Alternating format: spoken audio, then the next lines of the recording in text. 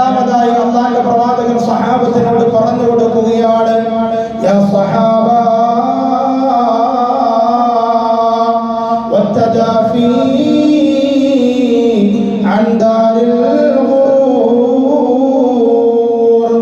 അല്ലാഹുവിന്റെ പ്രവാചകൻ മുത്ത് നബി മുഹമ്മദ് മുസ്തഫ സല്ലല്ലാഹു അലൈഹി വസല്ലം തങ്ങൾ സ്വഹാബത്തിനോട് പറഞ്ഞു കൊടുക്കുകയാണ്, സ്വഹാബ, നിന്റെ ഖൽബിൽ അല്ലാഹു ഹിദായത്ത് സ്ഥാപിച്ചിട്ടുണ്ടെന്ന്, ആ ഹിദായത്ത് കൊണ്ട് നിന്റെ ഖൽബ് വിശുദ്ധമായ ദീനിനെ സ്വീകരിക്കുവാൻ വികാസം പ്രാപിച്ചിട്ടുണ്ടെന്ന് നിനക്ക് മനസ്സിലാക്കുവാനുള്ള രണ്ടാമത്തെ കാരണം വത്തജാഫി അൻ ദാരിൽ ഖുറൂർ.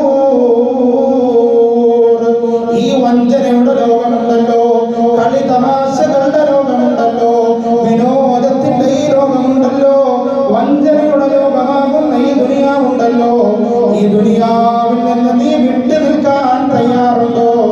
എങ്കിൽ നിനക്ക് അല്ലാഹു ആ ഹിദായത്ത് നൽകിയിട്ടുണ്ടെന്ന് മുത്ത് നബി മുഹമ്മദ് മുസ്തഫ സല്ലല്ലാഹു അലൈഹി വസല്ലം.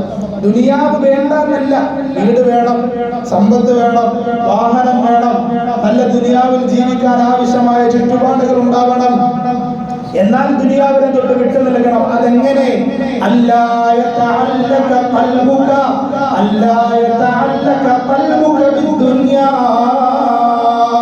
നിന്റെ ഖൽബ് ദുനിയാവിലേക്ക് ബന്ധിപ്പിക്കാതിരിക്കലാണ്.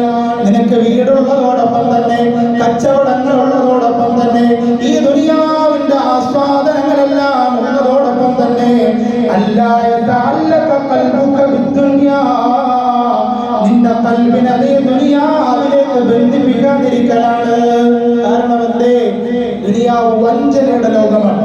ആര് പറഞ്ഞു? അല്ലാഹ് പറഞ്ഞു, വിശുദ്ധമായ ഖുർആൻ പറഞ്ഞു, വമൽ ഹയാത്തുദ് ദുനിയാ